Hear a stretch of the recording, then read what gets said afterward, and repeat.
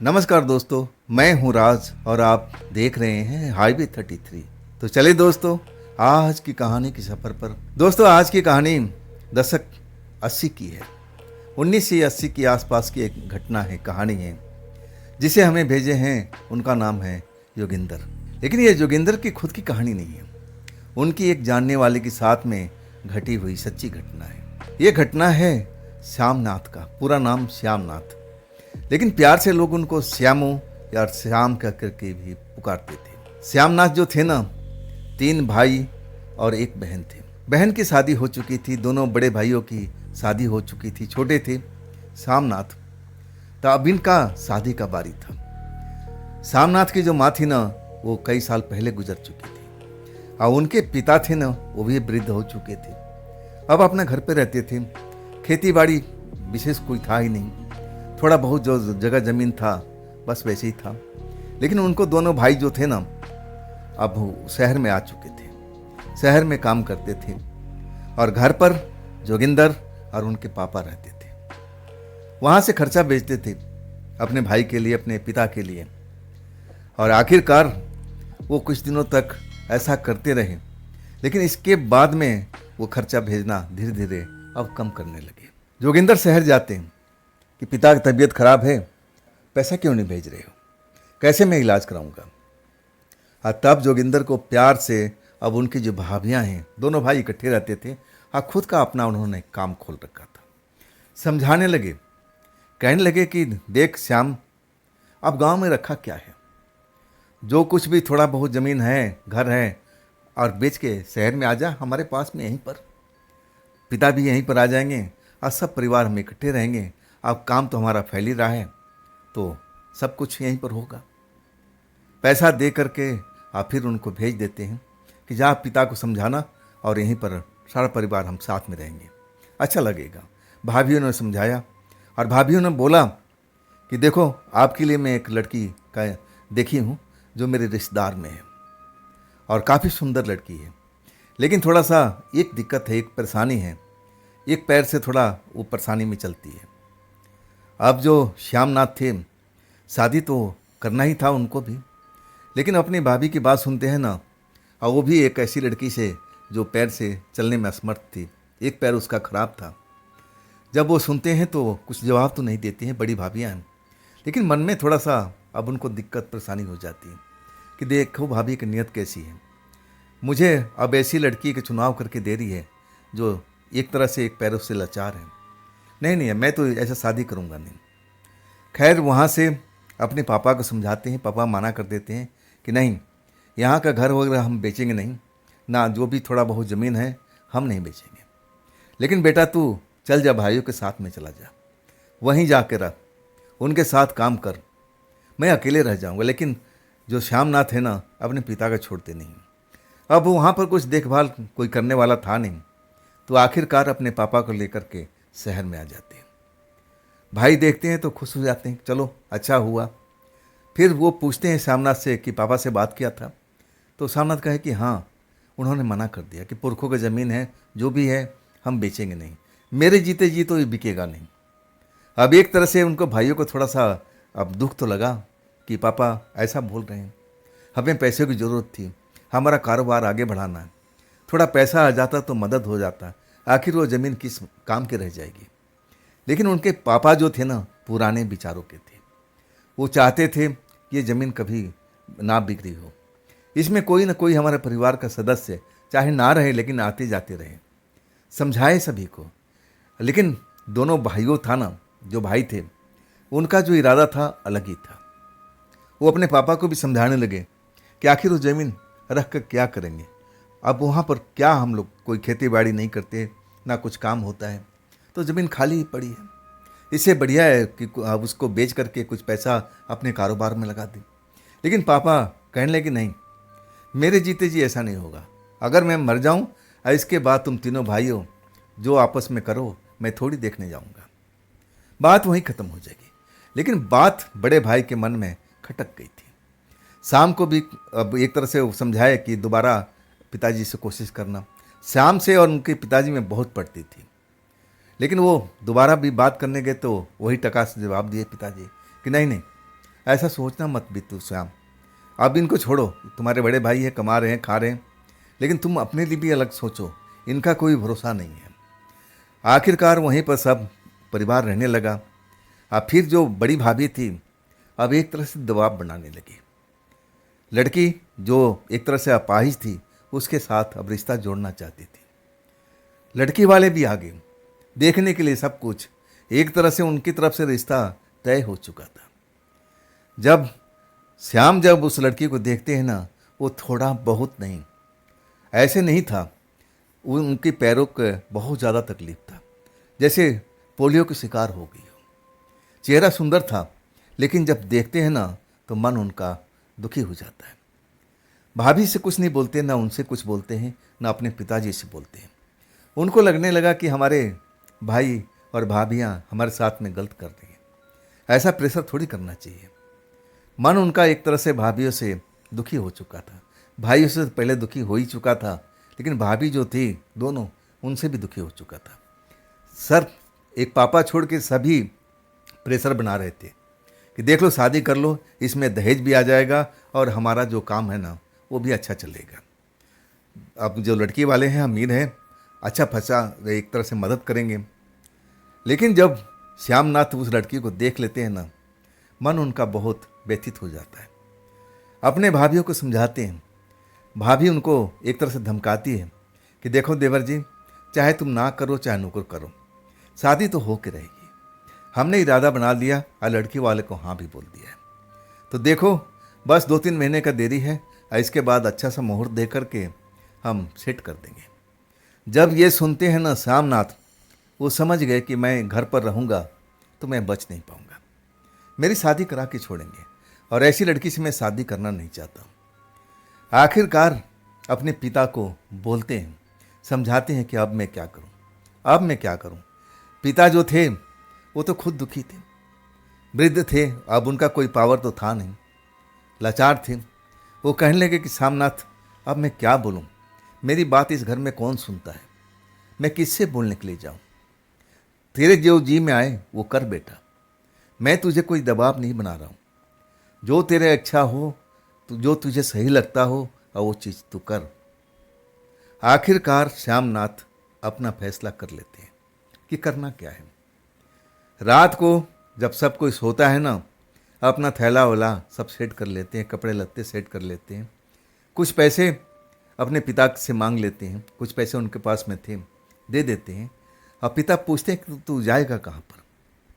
कहने लगे मैं अपने दोस्त के पास जा रहा हूँ। जब ये सब समस्या हल हो जाएगा, जब लगेगा कि हाँ शादी नहीं होगी उस लड़की से, तब मैं आ जाऊँगा। अब इसके बाद पिता से इजाज़त लेकर के और वो निकल जाते हैं रात के टाइम में। भाभी भाई सब सोए हुए हैं, किसी को कुछ पता नहीं। सुबह में भाभी अब एक तरह से पूछती हैं कि कहाँ है श्याम, कहाँ है श्याम भैया, कहाँ है। लेकिन श्याम भैया तो है नहीं, निकल जाते हैं। उनके कमरे में जाते हैं तो कपड़ा लत्ता है नहीं। तब भाभीयों को पता चल गया कि श्याम यहाँ से फरार हो चुके हैं, गांव गए होंगे। आखिरकार 2 दिन के बाद उनके भाई गांव पर जाते हैं ढूंढने के लिए, लेकिन श्याम यहाँ पर भी नहीं मिलते। गांव वाले बताते हैं कि श्याम ने यहाँ तो आए नहीं, तो आखिर कहाँ गए श्याम। लेकिन उनको पिता का पता था। पिता से पूछते हैं कि आपकी नज़र में श्याम कहाँ जा सकता है। तब पिता कहते हैं कि तुम लोग तो और ना तो उसकी बात सुनते हो ना मेरी बात सुनते हो। अब आखिर करे तो क्या करे, कहाँ जाए वो। घर में रहेगा तो तुम जबरदस्ती शादी करा दोगे ऐसी लड़की से जो चलने फिरने में असमर्थ है। ऐसा थोड़ी होता है। वो दुखी हो चुका है, अपने दोस्तों के पास में गया है। जब उसकी इच्छा होगा तो आएगा, और तुम लोग उसकी चिंता मत करो। पिताजी टकासर जवाब दे दिए थे। अब इसके बाद भाभीयों का चेहरा उतर चुका था।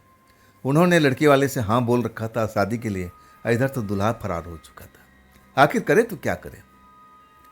जब लौटते हैं ना 3-4 महीना हो जाता है, और सबको लगता है कि श्यामनाथ जी जब तक बापू ने पैसे जो दिए हुए हैं, जब तक उनके पास में हैं, तब तक वो बाहर रहेंगे। बिना पैसे करेंगे क्या, कहाँ जाएंगे। एक तरह से खोज खबर अब लेने की कोशिश करते हैं, लेकिन श्यामनाथ जी की कोई खबर नहीं मिलती है। पिताजी भी खुद परेशान थे। वो भी अपने बड़े बेटों से कह रहे थे कि ज़रा ढूंढ उसको, कहाँ है। वो भी ढूंढते हैं, लेकिन उनका कोई खबर नहीं मिलता है कि कहाँ गए। साल भर हो जाता है, श्यामनाथ का कोई पता नहीं लगता है। आखिर श्यामनाथ गए तो कहाँ गए। श्यामनाथ जी जब रात को घर से निकलते हैं ना, सीधा स्टेशन पहुंचते हैं। अब वहां से जो ट्रेन खड़ी थी, कहाँ जाना है, बस अपने घर से अपने जगह से दूर भागना चाहते थे। ट्रेन में बैठ जाते हैं। ट्रेन असम की थी, असम जा रही थी।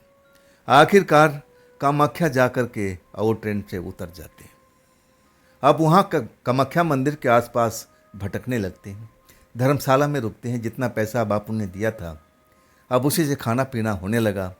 वहाँ मंदिर में जाते थे। थोड़ा अब उनका स्वभाव बदल चुका था। वहाँ जब साधु संत को देखते हैं, मंदिर में जाते हैं, दर्शन करते हैं, तो वहाँ का जो अब एक तरह से आबो हवा था उनको सूट करने लगा। महात्माओं से मिलते हैं, उनके विचार सुनते हैं, उनके पास बैठते हैं। और धीरे धीरे उनकी रुचि जो थी ना, थोड़ा धर्म की तरफ अब होने लगी। अब वहाँ पर एक से एक महात्मा अब नजर आते थे। कभी किसी महात्मा के पास चले जाते थे, सेवा करते थे और उनसे अब एक तरह से ज्ञान लेते रहते थे। इस तरह करते करते उनको 1 साल हो चुका था। आखिरकार उनको एक गुरु मिल चुका था और उन्हीं की झोपड़ी में जा कर के एक तरह जहाँ रहते थे, अब उन्हीं के पास सेवा करते थे और उन्हीं के यहाँ पर अब पूरा 1 साल व्यतीत कर लिए थे। और गुरु जी थे ना, उनके अच्छी अच्छी बातें सिखाते थे, ज्ञान की बातें सिखाते थे। लेकिन एक चीज़ श्यामनाथ जी नोट कर रहे थे कि गुरु जी ना तो किसी से पैसा मांगते हैं, नहीं कहीं से भिक्षा मांगते हैं। बैठे रहते हैं, अपने शिष्यों से घिरे रहते हैं दिन के टाइम में। अब इसके बाद लोग बाग चले जाते हैं तो अकेले हो जाते हैं। अब मैं तो यहाँ पर 1 साल से हूँ, तो पैसा इनके पास में आता कहाँ से? कहाँ से इनका भोजन सब कुछ चलता है? क्या इनके पास में इतना बैंक बैलेंस है? लेकिन ये पैसा अगर बैंक में जाना चाहेंगे तो आखिर जाएंगे ना पैसा निकालने के लिए, तो कहाँ से ये सब खर्चा चलता है? अब उनका जो जिज्ञासा है ना, शांत नहीं होता है। तब एक रात को जब उनका आप गुरु जी का सेवा कर रहे थे, पैर दबा रहे थे, और गुरु जी अब सोने की कोशिश कर रहे थे। कुछ ज्ञान की बातें बता रहे थे और ज्ञान की बातें अपने दिमाग में बिठा रहे थे, लेकिन जिज्ञासा उनके मन में जो था, मन उथल पुथल हो रहा था। तब उनसे रहा नहीं गया। गुरु जी से पूछते हैं कि गुरु जी मुझे माफ़ कर दीजिएगा, मैं आपसे एक सवाल पूछता हूँ। गुरु जी कहने लगे, हाँ बेटा पूछो पूछो, क्या पूछना है? तब कहते हैं कि बाबा जी गुस्ताखी माफ़ कर दीजिएगा अगर मैंने गलत सवाल पूछा है तो। गुरु जी हंसने लगे, कहने लगे, अरे तू पूछ तो सही भाई, क्या पूछना चाहता है? तब डरते डरते पूछते हैं कि गुरु जी मैं 1 साल से आपके आसपास यहीं पर हूँ। अब मैं देखता हूँ कि आप कहीं जाते रहती नहीं हैं। ज़्यादा से ज़्यादा आप कहीं जंगल वगैरह चले जाते हैं, सोच के लिए चले जाते हैं, नहाते हैं, धोते हैं, कभी कभी मंदिर का दर्शन कर लेते हैं। मैं आपके साथ रहता हूँ, हर वक्त रहता हूँ। मैंने आपको कहीं से कोई लेन देन करते हुए नहीं देखा। आपके पास जो खर्च वगैरह कैसे करते हैं, कहाँ से आता है? जो मुझे पैसा देते हैं कि जा श्याम ये सामान खाने खरीद के लिया, ये भगवान का प्रसाद लिया, पूजा का सामान लिया, तो मुझे ज़रा थोड़ा मन में एक जिज्ञासा है, क्या आपके पास में इतना सारा आपने पैसा इकट्ठा कर रखा है? बोलते बोलते अब चुप हो गए। जो गुरुजी थे ना, अब एक तरह से श्यामनाथ जी को चेहरा देख रहे थे। श्यामनाथ जी डर गए कि कहीं गुरुजी नाराज हो गए क्या। अब उन्होंने उनका रूप एक बार देखा था जब अपने एक शिष्य पर नाराज हो गए थे। उनका वो रूप थोड़ा डर भी लग रहा था। लेकिन उनके गुरुजी जोर जोर से हंसने लगे, कहने लगे, बस इतनी सवाल के लिए तू डर रहा था? अरे पूछ लेता, साले क्यों लगाया, तू पूछ लेता ना, 1 साल का इंतज़ार क्यों किया? चल मैं बताता हूँ। तब कहने लगे कि देख, ये बात हर किसी को बताया नहीं जाता है, लेकिन तू अब 1 साल से मेरे पास में है, मैं तेरे को जान चुका हूँ, तू कैसा लड़का है, तू दिल का सच्चा है, लेकिन ये बात तेरे तक सीमित रहना चाहिए। इसके बाद गुरुजी बताते हैं कि देख, ना तो मैं किसी से लेन देन करता हूँ, तूने तो देख ही लिया है कि मैं किसी से मांगता नहीं हूँ, ना भीख मांगता हूँ, जो भी अपने कर्म से करता हूँ। तब श्यामनाथ जी बाबा जी की तरफ देख रहे थे कि बाबा जी अब आगे क्या बोलेंगे। कुछ देर के लिए शांत हो गए थे। तब बाबा जी कहने लगे कि देख, किसी से बताना नहीं है इसी बातें को, मैं जानता हूँ ये बात अब तेरे अंदर ही रहेगी, तो सुन। अब मेरे पास में ऐसी शक्तियाँ हैं कि जो मुझे ज़रूरत पड़ती है मैं उनसे बोल देता हूँ। मुझे पैसे की ज़रूरत है तो मुझे पैसे मिल जाते हैं। मुझे कोई ख़ास चीज़ की ज़रूरत पड़ती है तो मुझे शक्तियाँ ला के दे देती है। जब ये बात सुनते हैं ना श्यामनाथ जी, तब बाबा से हाथ जोड़ के कहते हैं कि बाबा क्या ये शक्तियाँ मुझे भी मिल सकती हैं? बाबा जी ज़ोर ज़ोर से हंसने लगे और कहने लगे हाँ, क्यों नहीं मिल सकती? लेकिन देख, शक्तियाँ तो बुला लेते हैं लोग, लेकिन उसका कदर नहीं करते और फिर उसी शक्ति के शिकार बन जाते हैं। मैं तो कहूँगा कि ऐसे शक्ति के तू कभी भी शिकार मत बनना। मैं कहूँगा तू ऐसे शक्ति के पाने की चेष्टा क्यों करेगा? बाबा जी अब तर्क दे रहे थे, समझा रहे थे कि ऐसी शक्तियाँ होती है जो मदद करती हैं, लेकिन उसको कैसे रखना है, कैसे हैंडल करना है। बुला तो सभी लेते हैं, लेकिन उनके साथ में फिर गलत होने लगता है और तब जाके उनको लगता है कि मैंने बुला करके इन शक्तियों को बहुत बड़ा गलती किया। और जब तक वो संभलते तब तक देर हो चुकी होती है।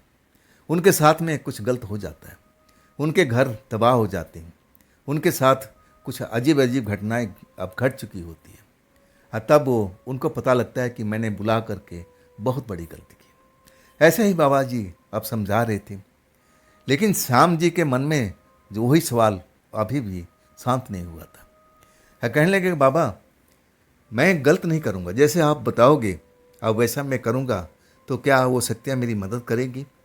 तब बाबा कहने लगे हाँ करेगी।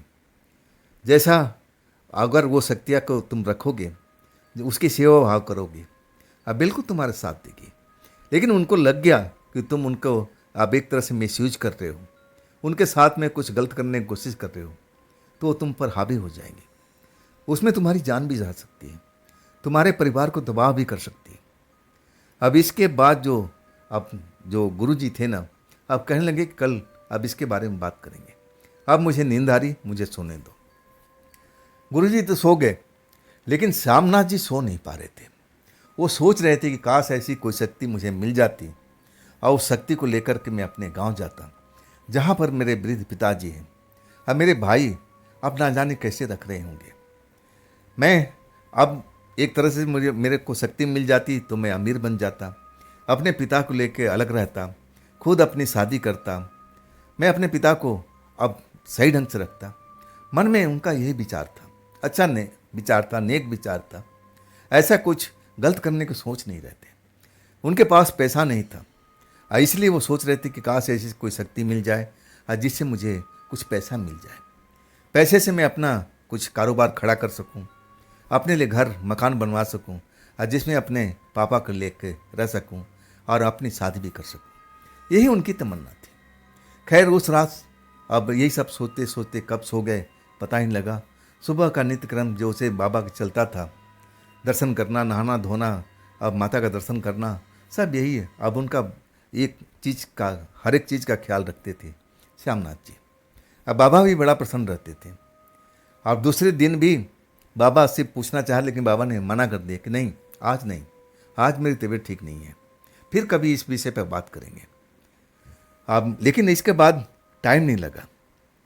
बाबा से जब भी पूछते थे तो बाबा अब कुछ ना कुछ अब उस सवाल को टाल देते थे कि तुम इस पर ज़्यादा जोर क्यों दे रहे। अब एक तरह से श्यामनाथ जी डर जाते थे। अब वहाँ पर उनको 1.5 साल हो चुका था। कई बार बाबा से जिक्र किए कि बाबा मुझे अब घर जाने की इच्छा कर रही है, मैं अपने परिवार से मिलना चाहता हूँ। मेरे पिताजी हैं, अब उनके कोई खोज खबर नहीं है। अब मेरे भाई मेरे भाभी कैसे मेरे परिवार को, मतलब मेरे पिता को रख रही होंगी, कुछ अंदेशा नहीं है। मुझे ज़रा अब गांव के तरफ जाना है।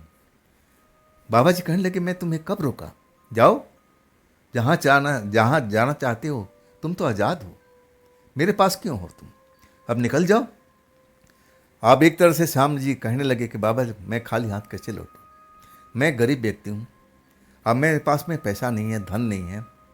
अब मेरे जो पापा किस हाल में होंगे, मेरे जो सपने हैं अब गुरुजी को बता देते हैं कि गुरुजी मेरी इच्छा है कि आप मुझे कोई ऐसी शक्ति दे दें और जिसके चलते मैं थोड़ा सा अमीर हो जाऊं, पैसे वाला हो जाऊं और अपने लिए घर मकान सब कुछ बना लूं, अपने लिए शादी कर सकूं, अपने पापा का ख्याल भी रखूं।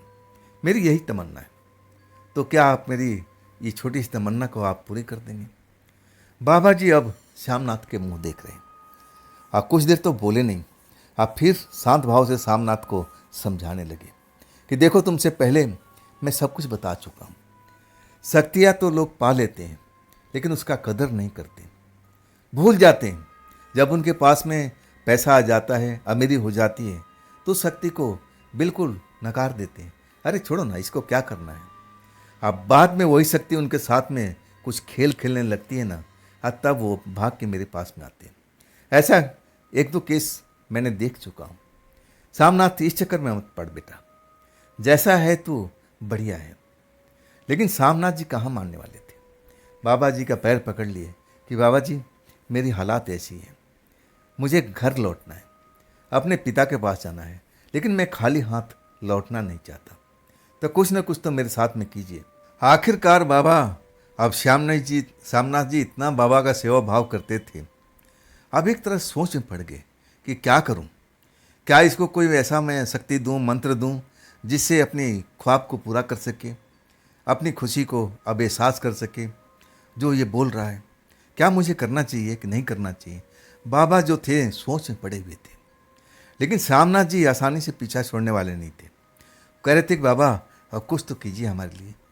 आखिरकार बाबा जी अब उन पर एक तरह से दयावान होते हैं। कहते हैं ठीक है, मैं तुझे एक मंत्र बताता हूँ और पूरा विधि विधान बताऊँगा।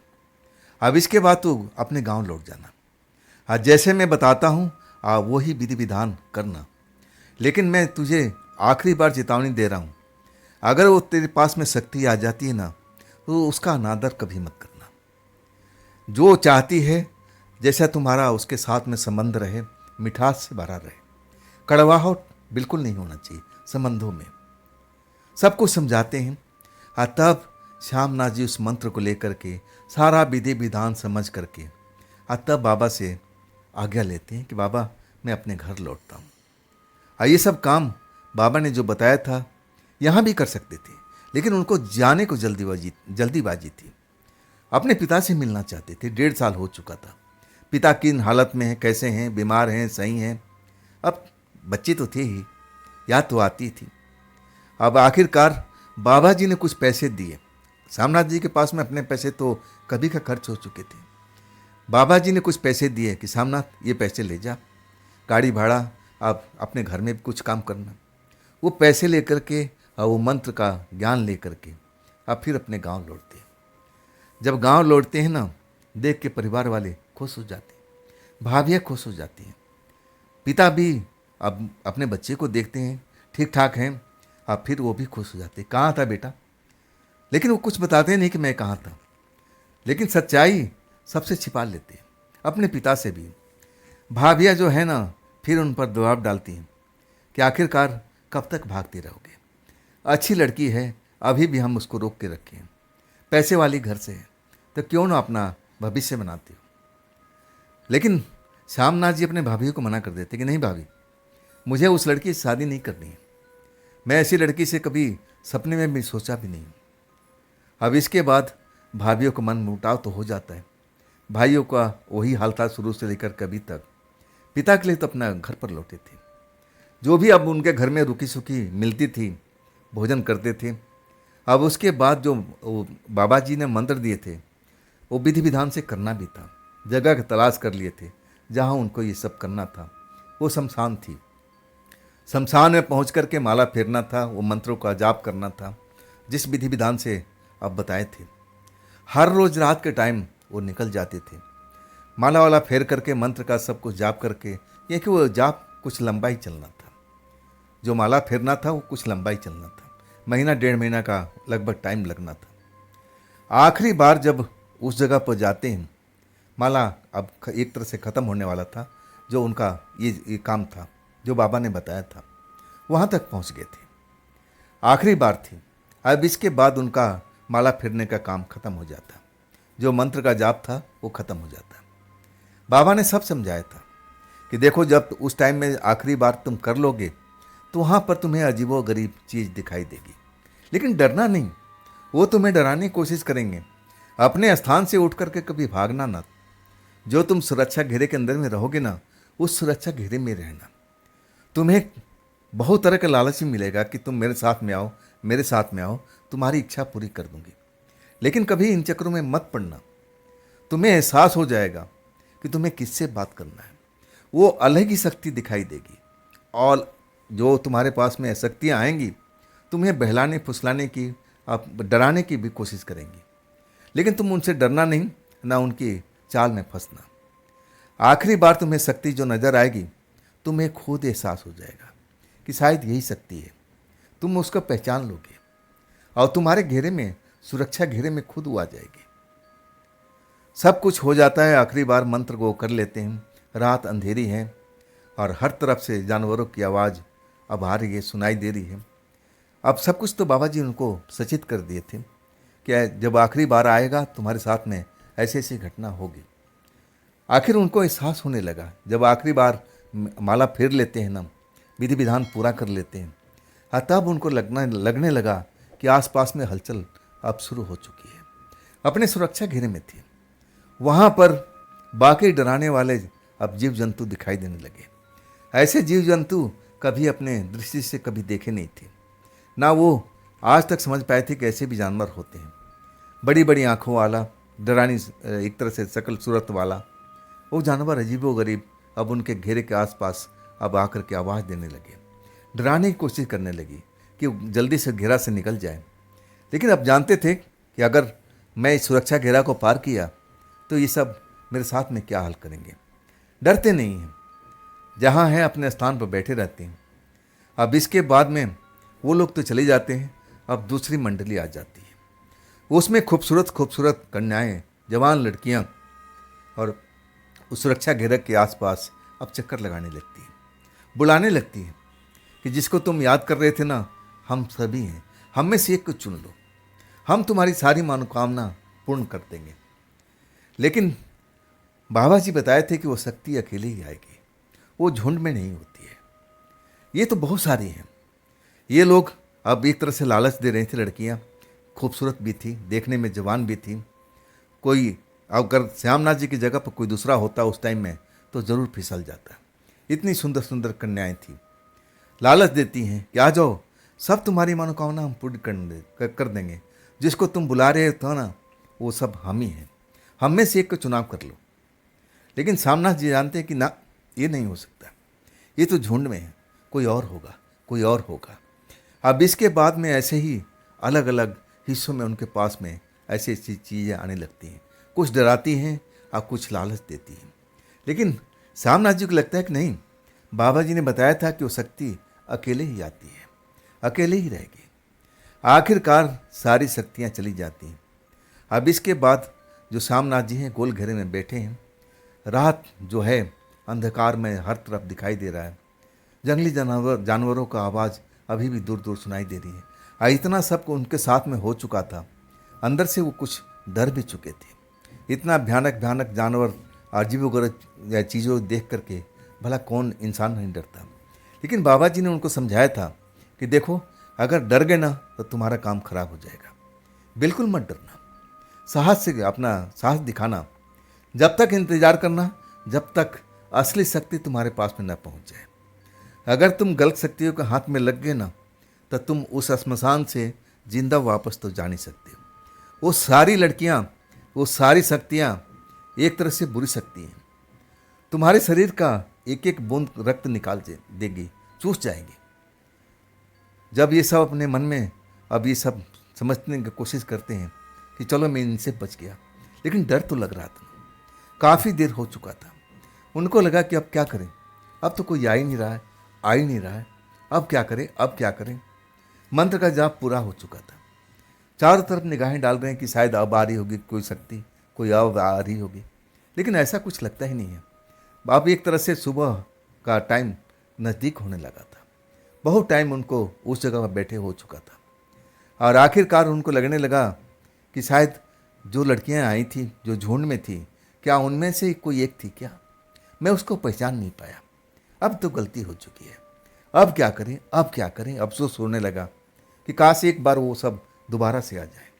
लेकिन उसके बाद में कोई उनके पास में भटकता तक नहीं।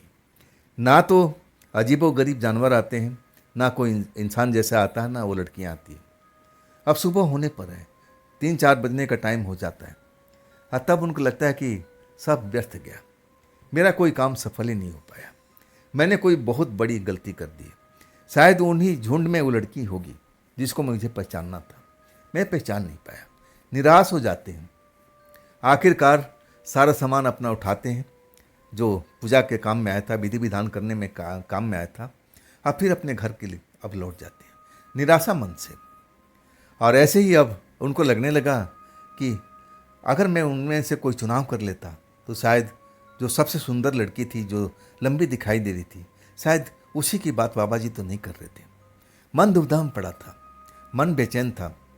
उनके पिता जब उदास बैठे रहते थे और तब उनसे पूछते थे कि श्याम, बात क्या है बेटा, आजकल तू बड़ा उदास रह रहा है, बात क्या है, अंदर से कोई कमी है तो बता मेरे को, मैं तुम्हारी कहीं मदद कर सकूं।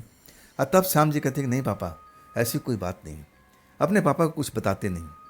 और भाभी भाभी भी अब कोशिश कर रही थी, जब देख लिया कि अब एक तरह से गर्मी से काम नहीं चल रहा है, तो नरमी मक्खन की तरह अब वो पिघल चुकी थी, नरमी से अब निकालने लगी काम को। अच्छे अच्छे पकवान बना करके अब खिलाने लगी श्यामनाथ को, बर्ताव देख करके कि अरे भाभियाँ कब से बदल गई, ये तो हमारे साथ में रुकी सुखी खाना देती थी और ये अच्छे अच्छे पकवान कैसे देने लगी। आखिरकार भाभियाँ अपने अब जो अंदर चल रहा था बताती है कि देखो देवर जी, हमारे ऊपर बहुत कर्जा हो चुका है। मन की बात बताती है, तुम्हारे भैया बहुत कर्जा लेकर के कारोबार किए थे, लेकिन कारोबार सही ढंग से चल नहीं रहा है। अब तुम पर एक उम्मीद थी, भैया ने हमें भेजा है तुम्हारे पास में, अब तुम मदद करो ना। देखो हम लोग बहुत संकट में हैं और ऐसा ही चलता रहा ना तो ये जो भैया मकान बनाए हैं जहाँ हम लोग रह रहे हैं, ये मकान भी बिक जाएगा, कर्जे में हम लोग बहुत फंस चुके हैं। आखिरकार श्यामनाथ जी को लगता है कि ये तो बड़ा मामला फंस गया है, करे तो क्या करें। कहते हैं भाभी से कि मैं सोचूंगा इसके बारे में, लेकिन अभी नहीं, अभी मैं आपसे हाँ नहीं बोलता हूँ, मुझे कुछ टाइम दीजिए और तब मैं सोच कर बताऊँगा। भाभी खुश हो जाती है कि भैया जल्दी से सोचना, हम लोग एक तरह से संकट में पड़े हुए हैं, दाने दाने का हम कुछ दिनों के बाद मोहताज हो जाएंगे। देखो अब तुम जो भी करना है जल्दी करना। अब इसके बाद एक तरह से फंस चुके थे श्यामनाथ कि अब करें तो क्या करें। इधर शक्ति का कोई पता नहीं था, शमशान से खाली हाथ लौट आए थे। उनको लगा कि बाबा के पास जाएं क्या। हाँ, तब कहने लगे ठीक है बाबा के पास चलेंगे। उसी बीच उनके जो पिता की तबीयत कुछ खराब हो गई थी, अब देखभाल भी करना था, इसीलिए अपनी यात्रा कैंसिल कर देते हैं कि अभी नहीं, मेरे पापा सही हो जाएंगे और इसके बाद मैं बाबा जी के पास जाऊंगा और उनसे पूछूंगा कि आखिर मैंने गलती कहाँ पर की, आखिर वो शक्ति मेरे पास में क्यों नहीं आई।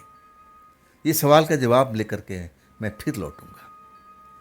पापा का इलाज करते रहे और अपने कमरे में अब अकेले ही सोते थे। सर्दी का टाइम था, अब सारे लोग अब अपना अपना कमरा था, दोनों भाइयों का अपना कमरा था, पापा का अपना कमरा था। घर मकान जो भाइयों ने बना रखा था बड़ा ही था, पैसे उस टाइम उनके पास में थे, बना लिए, कारोबार किए थे, लेकिन कारोबार पीट चुका था।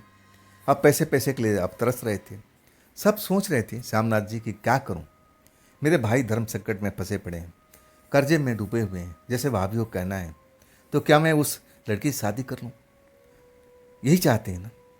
अपने मन में अब सोच लिए थे कि चलो अब शायद मेरे नसीब में यही लिखा था, मैं उसी लड़की से शादी कर लेता हूँ। आखिरकार अपने भाइयों को परेशानी में तो नहीं डाल सकता, भाभी लोग को अब सड़क पर तो ला नहीं सकता, मेरे नसीब में यही लिखा था। एक तरह से फैसला कर लेते हैं कि सुबह होते ही मैं भाभी को बोल दूंगा कि ठीक है मैं शादी करने के लिए तैयार हूँ। अब यही सब सोच करके अब सो जाते हैं। मन थोड़ा सा दुविधा में फंसा रहता है और अपने बारे में, भविष्य के बारे में अब सोचकर मन उदास भी हो जाता है कि शायद मेरे नसीब में ऐसी ही लड़की लिखी थी। देखने में खूबसूरत तो है, लेकिन पैरों से लाचार है, एक पैर सही ढंग से काम नहीं करता है। चलो अब क्या हो सकता है, जो होनी है वो तो हो के रहेगी। इसी की वजह से मैं कहाँ कहाँ भागा, आखिरकार वहाँ गुरुजी के पास पहुँचा, मंदिर में इतने दिन रहा, सब कुछ किया, लेकिन सब कुछ व्यर्थ हो गया। ना तो शक्ति मिली, ना मुझे कोई शक्ति का पावर मिला। जहाँ था मैं जीरो आखिरकार जीरो ही रह गया। यही सब अपना मन का फैसला करते हैं कि कल सुबह होते ही अपने भाभी को बोल दूंगा कि भाभी मैं तैयार हूँ, जो करना है कर लो। हाँ, सो जाते हैं। सर्दी की रात थी। अचानक उनको, अब रजाई ओढ़ के सोए हुए थे, कंबल जो भी था रजाई मुंह ढक करके सोए हुए थे, और अचानक किसी ने उनका रजाई हटा देता है। जब रजाई हटता है तो ठंड का एहसास होता है।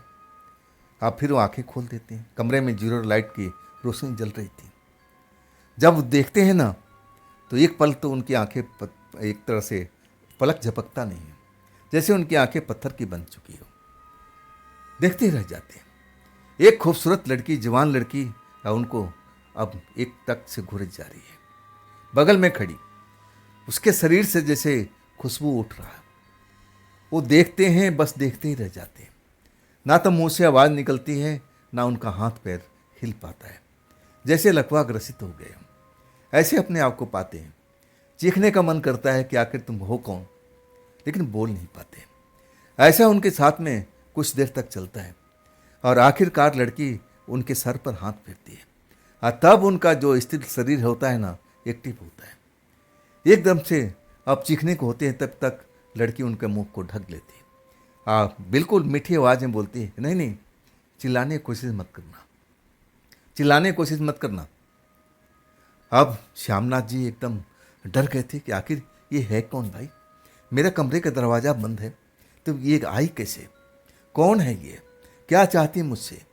देखने में तो इंसान की तरह लग रही है, चेहरा भी सुंदर है, जवान है, आखिर है कौन। तब वो लड़की बताती है कि तुमने मुझे बुलाया है, तुमने शमशान में इतने दिन तक मुझे बुलाने की कोशिश किया, देखो मैं तुम्हारे घर पर आ गई, तब मुझे कहाँ रखोगे तुम।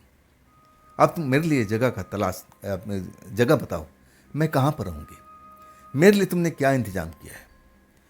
जब ये सुनते हैं ना, अब श्याम जी का तो मुंह खुला का खुला ही रह जाता है।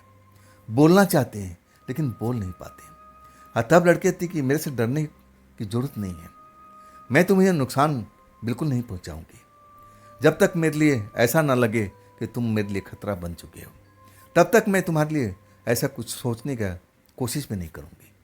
अब बताओ मुझे रहना कहाँ पर है, किसके साथ रहना है, कहाँ पर, मुझे जगह दिखाओ। अब मेरे लिए तुमने क्या सारी व्यवस्था कर लिया है। अब श्यामनाथ जी डरे हुए हैं, लेकिन लगने लगा कि हाँ, अरे ऐसी शक्ति के बारे में तो गुरुजी ने बताया था कि वो तुम्हारे पास में आएगी, लेकिन वो शमशान की बात कहे थे, उनको ये नहीं बताया था कि वो घर पर पहुंच जाएगी। डरे हुए थे, लेकिन मन में अब खुशी की लहर दौड़ गई थी। उठ के बैठ गए, कहने लगे कि हाँ हाँ, मैंने ही प्रार्थना किया था। गुरुजी के बताते हैं कि अपने उनके बारे में कि मैं वो मंत्र उन्हीं सीख के आया था, सब कुछ मैंने शमशान में किया था, लेकिन आप शमशान में क्यों नहीं आई। तब वो लड़की हंसने लगी, कहने लगी, ये मुझे मत बताओ कि मैं कब आऊँगी और कहाँ आऊँगी। आप फिर कुछ शर्त बताती हैं। वो शर्त को कहती कि अगर तुम्हें मंजूर है तो हाँ करो, और नहीं तो मैं उल्टे पैर चली जाऊँगी। आखिरकार वो शर्त को आप मान लेते हैं। अब सब कुछ एक तरह से नॉर्मल सा शर्त था, कोई बड़ी बात नहीं थी। उसका कहना था कि मैं किसी को सामने नहीं आ सकती, अगर तुम कहोगे कि तुम अपने परिवार के सामने आ जाओ, किसी के सामने आ जाओ, तो मैं नहीं आ सकती। मेरे लिए खाने पीने का पूरा प्रबंध होना चाहिए। मैं नॉन वेज खाती हूँ, मुझे नॉन वेज से लगाव है, और मैं कभी कभी मदिरा पान भी करती हूँ। अब मुझे सोने के लिए एक बढ़िया से बेड चाहिए, उसमें अब गद्दे वाला बिस्तर चाहिए, परफ्यूम लगा हो, सब कुछ वो बता देती है, और वो हाँ कर लेते हैं। अब इसके बाद बड़ा खुश हो जाते हैं। उस टाइम उनके घर में तो जो बेड था जिस पर सोए हुए थे, और वो कहते हैं कि आप इसी पर आ जाइए, मैं कहीं और अपने लिए ठिकाना बना लूँगा। लड़की मुस्कुरा के कहती है ठीक है। अब इसके बाद वो सो नहीं पाते, लड़की को देखते हैं, लड़की भी उनको देखती है, और लड़की से सब कुछ अब पूछने की कोशिश करते हैं कि देखिए, मैं बहुत गरीब परिवार से हूँ, मेरे भाई जो है ना कारोबार किए थे, लेकिन उनका कारोबार ठप हो चुका है, पैसे पैसे के मोहताज हो गए। अगर मैं शादी नहीं करता हूँ, अब सब कुछ बताते हैं कि जो शादी हो रही है एक ऐसी लड़की से हो रही जो पैर से चलने में उसको तकलीफ़ है। अब उसको दहेज में जो धन मिलेगा और उसी से हमारे भैया का कारोबार अब एक तरह से लौट सकता है। लेकिन मैं वो शादी करना नहीं चाहता हूँ। लड़की हंसती है, मुस्कुराती है और कहती है कि मत करो, अच्छी बात है, तुम अपने लिए अपना फैसला कर सकते हो। अब दूसरे के फैसले पर तुम क्यों अपना सहमति दे रहे हो? तुम्हारा अधिकार है, जहाँ तुम्हारा इच्छा है आप वहाँ शादी करो। बताओ मैं तुम्हारे कैसे मदद कर सकती हूँ? हाँ, तब कहते हैं कि बस पैसे की ज़रूरत है।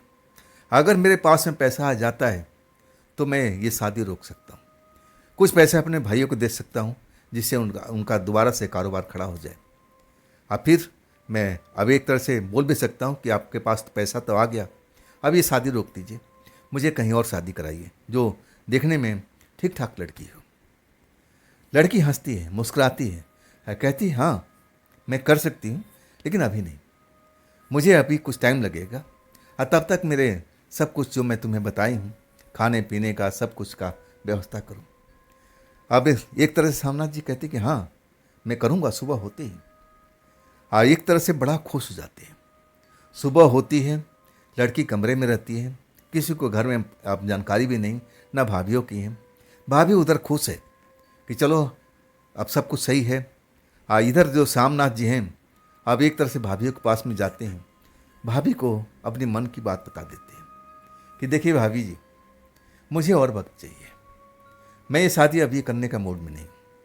हाँ, मैं ये कोशिश ज़रूर करूँगा कि जो भाइयों का व्यापार में घाटा लगा है, मैं कुछ पैसे का इंतज़ाम ज़रूर करूँगा, लेकिन उसके लिए मुझे कुछ और वक्त चाहिए और मुझे कुछ पैसे की ज़रूरत है। अगर आप मुझे पैसा देंगी तो शायद ये जो पैसा है, जो कर्ज है, मैं लौटा सकता हूँ। पूरा तो नहीं, लेकिन आधा तो ज़रूर लौटा सकूँगा। भाभी एक तरह से अब श्यामनाथ जी को देखने लगती है कि लड़का पागल हो गया है क्या, ये कहाँ से पैसा लाएगा, ना नौकरी करता है, ना इतना पढ़ा लिखा है, क्या ये दिमाग से अब एक तरह से खाली हो चुका है। अपने पतियों को बुलाती है, यानी श्यामनाथ के भाइयों को, देखो ये बहक गया है, कोई नशा पानी कर रहा है क्या, सुबह सो के उठा है और हमसे ऐसी ऐसी बात कर रहा है, पैसा मांग रहा है, कुछ पैसा दे दो और हम तुम्हारे कर्जे लौटा देंगे, आधा कम से कम। भाई भी हैरानी से पूछते हैं कि श्यामनाथ, तुम्हारी भाभी कह रही हैं बात सही है? श्यामनाथ कहते हैं हाँ बिल्कुल, कॉन्फिडेंस से बोलते हैं कि हाँ भैया बिल्कुल मैं ऐसा कर सकता हूँ, लेकिन पहले मुझे कुछ पैसे की ज़रूरत है। बताते हैं भैया कितना पैसा चाहिए तुझे, हंसते हुए आपस में दोनों भाई मजाक में ले रहे हैं। और तब श्यामनाथ अब हिसाब लगा के बोलते हैं कि हमें इतने पैसे की ज़रूरत है, इतना पैसा दे दीजिए और कुछ टाइम दीजिए हमें, और फिर हम आपका आधा कर्जा जो बताए हैं हम भर देंगे। एक तरह से दोनों भाई अब हंसने लगते हैं, भाभी हंसने लगती हैं। अब भाभी तो कह रही हैं कि रात में इनको दिमाग को ना जाने क्या हुआ, अच्छा भला तो सोए हुए थे और सुबह उठ कर के बहकी बहकी बातें कर रहे हैं। सब उनका मजाक उड़ा रहे हैं, मजाक उड़ा के हंस रहे हैं। इसका इलाज कराना पड़ेगा, ये तो बहक गया है, दिमाग से पैदल हो गया। अब श्यामनाथ जी को लगा कि ये तो मदद करेंगे नहीं, मुझे ही कुछ करना पड़ेगा। अब इसके बाद अपने पिता से पूछते हैं कि पिताजी आपके पास कुछ पैसे हैं? पिता ने मना कर दिया कि नहीं बेटी, मेरे पास में अब कुछ भी पैसे नहीं है। तब श्यामनाथ जी कहते हैं कि मैं अब गांव जा रहा हूँ। अपने पिता को बताते हैं कि मैं एक जरूरी काम से जा रहा हूँ और जल्दी ही लौटूंगा। गांव में जाकर के अपने हित मित्र से अब पैसा इकट्ठा करते हैं और उस पैसा लेकर के अब शहर में आ चुके हैं। और जो उसको शक्ति की ज़रूरत थी और उसके लिए पूरा थैला भर के सामान लेके घर में पहुंच जाते। भाभी और भैया सब लोग हैरान थे कि आखिर कहाँ गया था, थैला भर के क्या ला रहा है। सब पूछते हैं कि इस थैले में क्या है, लेकिन किसी को दिखाते नहीं, जाके अपना कमरा बंद कर लेते हैं। और तब भाभीियों को लगता है, भैयों को लगता है कि सही में ये पागल हो चुका है। अब इसके बाद हंसी का पात्र बन चुके थे श्यामनाथ जी। हंसी की आवाज़ सुनाई पड़ती थी, लेकिन अपने आप को कमरे में बंद कर लिए थे। उसी कमरे में जो उनका कमरा था उनको दिया गया था और उसी में शक्ति थी जिसकी वो उपासना किए थे, उसको बुलाए थे। वो शक्ति अब उनके सामने आ जाती है कि हाँ क्या लाए हो मेरे लिए। तो उसमें अब जो मदिरा था वो भी लेके आए थे, नॉन वेज ले आए थे, जैसे जो शक्ति ने बताया था, आज सब कुछ दे देते हैं। लड़की सेवन पान करती है मदिरा का और वो जो मटन सटन जो भी वो मांगी थी सब ला के दिए थे। भोजन करती है और तब कहती है कि ठीक है, मुझे अच्छा लगा तुम्हारा व्यवहार। अब इसके बाद कहती है कि मैं तुम्हारी एक काम को जरूर करूँगी, कल रात को मैं तुम्हारे कुछ मदद करूँगी, लेकिन जितना तुम मांग रहे हो ना मैं उतना तुम्हें दे नहीं सकती। हाँ, तुम्हारा कुछ मैं जरूर मदद करूँगी इसके बदले में। आखिरकार रात को सोते हैं और सुबह जब उठते हैं तो उनके तकिए के आसपास में अब कुछ रुपये पैसे उनको दिखाई देते हैं। लड़की अब एक तरह से उनको नज़र नहीं आती, दिन का टाइम हो चुका है और लड़की ने पहले बता दिया था कि मैं किसी के सामने नहीं आ सकती और ना मैं दिन में अब दिखाई पड़ सकती हूँ। जो भी मेरे से बातचीत करना है रात के टाइम में करना है, लेकिन भोजन मुझे ज़रूर चाहिए, मदिरा भी चाहिए और भोजन भी चाहिए, वो भी बिल्कुल मांस और कुछ नहीं। अब एक तरह से जब नोटों का बंडल देखते हैं तो खुश हो जाते हैं। आधा पैसा अपने अबंटे में दबाते हैं और आधा पैसा ले जा करके अब दरवाज़ा खोलते हैं और भाभी भाभी और भैया सब बैठे हुए हैं और इन्हीं पर बातचीत चल रही है। अभी सब मजाक उड़ाते हुए अब दिखाई दे रहे हैं कि सही में देखो ना, मेरा भाई था और अच्छा भला था, अब उसको ना जाने क्या हो गया। हंस रहे थे दोनों भाई और उनकी वाइफ भी। उसी बीच पहुंच जाते हैं और अपने भैया को अब नोट का बंडल पकड़ा देते हैं कि लो भैया, शायद इससे आपका आधा से अधिक कर्जा उतर जाएगा। जब वो नोट का बंडल देखते हैं ना, सबको सांप सूंघ जाता है। अरे ये तो कहीं गया भी नहीं, घर में गया था और इसके बाद सुबह उठ रहा है नोट का बंडल लेके आ रहा है। कहाँ से लाया, कहाँ से लाया? सबको जैसे सांप सूंघा हुआ था, लेकिन भाई पूछ रहे थे कहाँ से लाया, कहाँ से लाया। कहने लगे कि छोड़ो ना, आप कहाँ से मैं लाया, इसे क्या मतलब है, आपका काम हो गया ना, इतने में हो जाएगा ना। भाई कहने लगे कि नहीं, इतना में तो नहीं होगा, लेकिन आधा कर्जा तो जरूर हो जाएगा। अब इसके बाद वो सब खुश हो जाते हैं। अब एक तरह से उनके खातिर बातिर होने लगती है, लेकिन वो जानते थे कि ये सब लालची लोग हैं।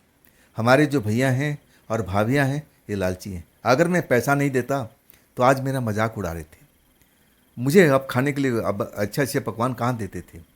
एक तरह से समझ गए थे कि ये लोग ऐसी लालची लोग हैं, लेकिन अपना वो काम कर चुके थे। इसके बाद जो आधा पैसा बचा था, अब फिर अपने लिए मकान ढूंढते हैं। उस पैसे से मकान भी खरीद लेते हैं और फिर अपने रहने खाने का सब कुछ व्यवस्था कर लेते हैं।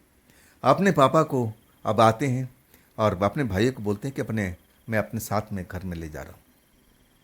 सब लोग हैरान, इतना सारा पैसा कहाँ से लाया, पीछे पड़े हुए हैं। भैया कह रहे हैं कि देख, मुझे और मदद की ज़रूरत है, मैं आधा कर्जा तो अब लौटा चुका हूँ, लेकिन आधे की ज़रूरत है, तू मेरी मदद कर। अब मेरे भाई ये पैसा कहाँ से लाया, कुछ तो बता दे, कुछ तो राज बता दे, हम लोग किसी को कहने थोड़ी जाएंगे, तू तो अपना है, अब तो कोई गैर तो नहीं है।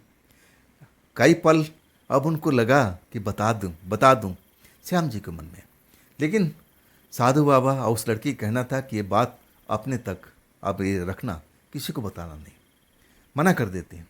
आप कहने लगे मैं कोशिश करूँगा कि कुछ पैसे का और इंतजाम कर सकूँ, लेकिन कब करूँगा अभी मैं बता नहीं पाऊँगा। इसके बाद अपने पापा को लेके नए घर में आ जाते हैं, वहाँ रहने लगते हैं और इनका जो भाई थे अपना कारोबार फिर कुछ खड़ा कर लेते हैं। लेकिन लालच तो लालच होती है। श्यामनाथ के घर जाते रहते थे। अब एक तरह से दया दृष्टि अब वो बनाना चाहते थे कि श्यामनाथ कैसे भी पिघल जाए और कुछ पैसा और दे थे, ताकि उनका जो भी कर्जा है पूरी तरह से मुक्त हो जाए। बार बार जाते थे, मांगते थे। श्यामनाथ जी कहते थे कि हाँ मैं व्यवस्था तो करूँगा, लेकिन अभी मुझे टाइम दो। अब इसके बाद अपने लिए लड़की की तलाश भी करते हैं।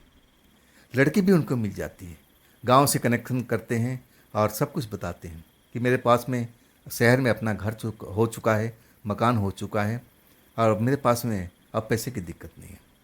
गांव वालों ने अब एक रिश्ता भी करा देते हैं। शादी ब्याह होता नहीं, लेकिन रिश्ता पक्का हो जाता है। भाइयों को लगता है कि ये तो हम लोगों से आगे निकल गया, अब इसका टांग खींचना चाहिए। पैसा तो दे नहीं रहा है, लेकिन ला कहाँ से रहा है। अब एक तरह से नज़र रखने लगे। दोनों भाई जहाँ जाते थे वो पीछा करते थे, छुप छुप करके। उस घर में भी जाते थे बहाने से कि भाई बड़ा दिक्कत है, कुछ पैसे का इंतजाम करते। वो मना कर देते थे कि अभी तो हमारे पास में पैसा नहीं है, कुछ पैसे जरूर दे देते थे कि इसमें अगर आपका काम हो सके तो कर लो। लेकिन वो लालची लोग थे।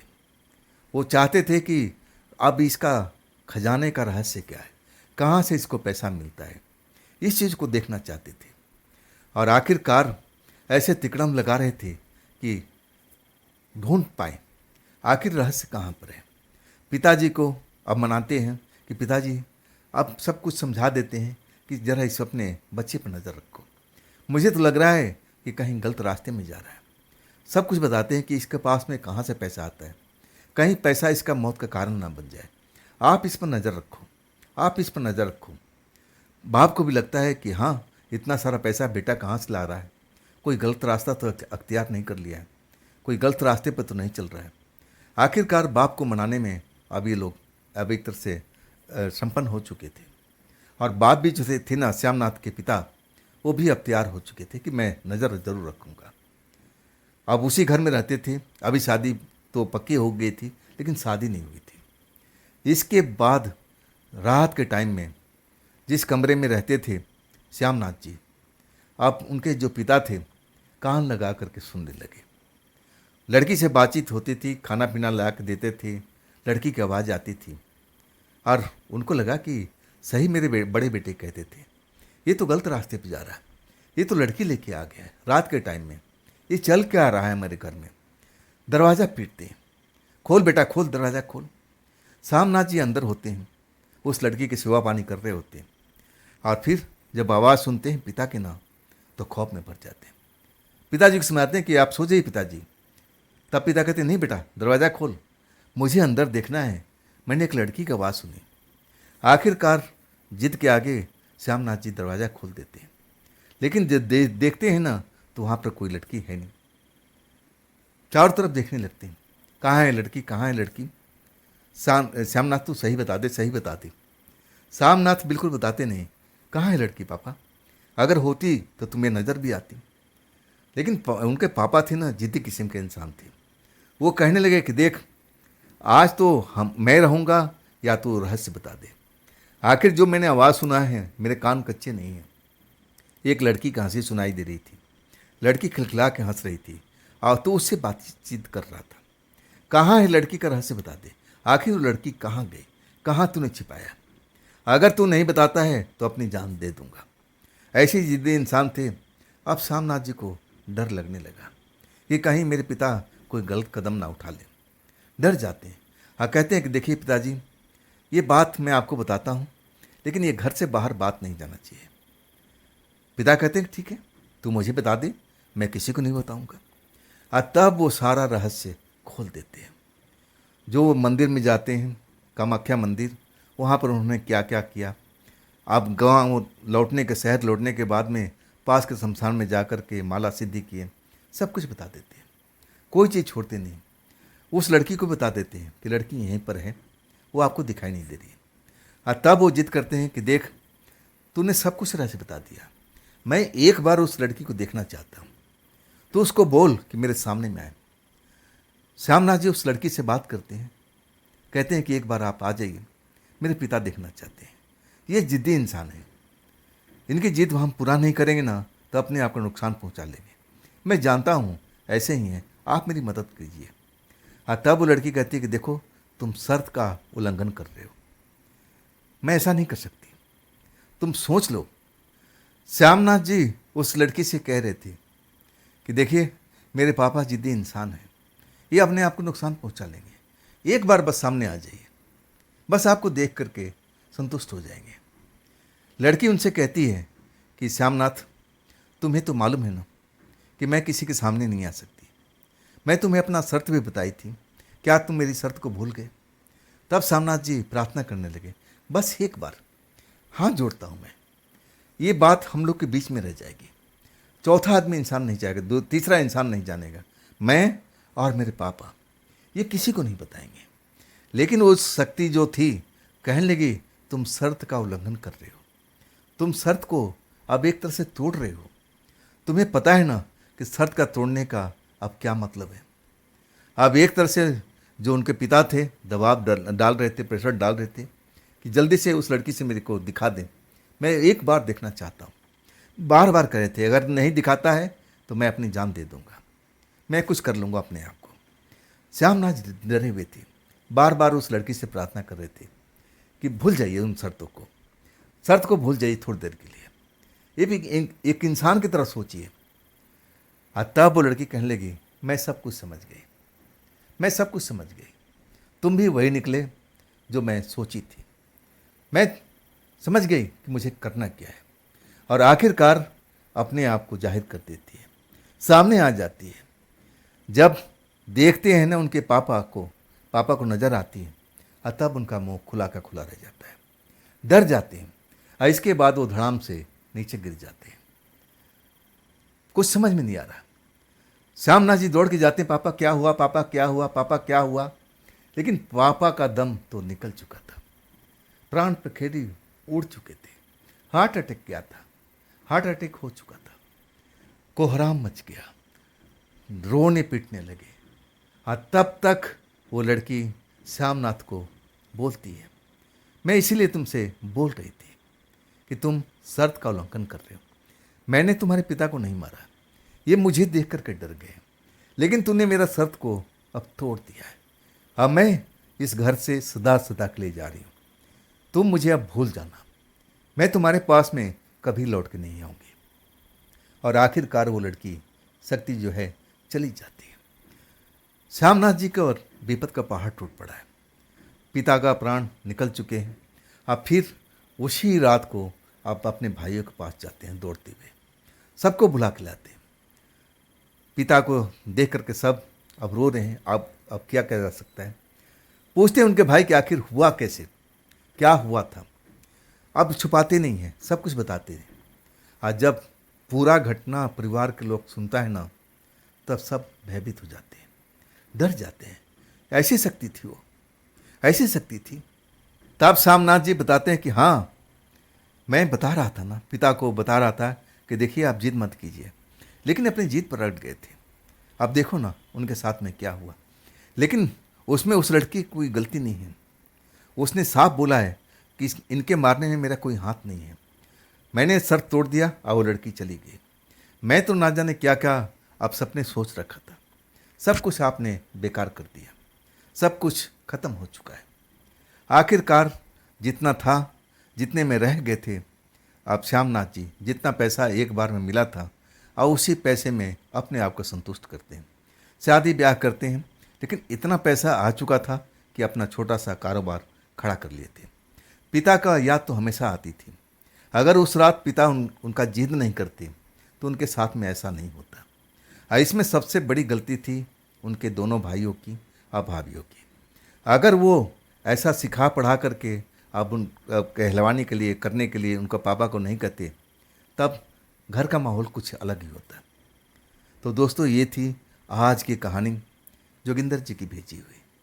ये कहानी आपको कैसी लगी कमेंट में ज़रूर बताइएगा। और दोस्तों, अगर आपके पास भी ऐसी कोई घटना है जो आप मुझे बताना चाहते हो, तो आप मुझे इंस्टाग्राम, मेरे व्हाट्सएप नंबर, मेरे मेल आईडी पर आप लोग शेयर कर सकते हो। और दोस्तों, ये भी चैनल आप ही का है, तो इसको भी आप हाइप कीजिए, लाइक कीजिए, सब्सक्राइब कीजिए और अपने दोस्तों को शेयर तो ज़रूर कीजिएगा। और फिर हम मिलते हैं कल की रात इसी चैनल पर, इसी टाइम पर। आप लोग अपना ख्याल रखिएगा। नमस्कार।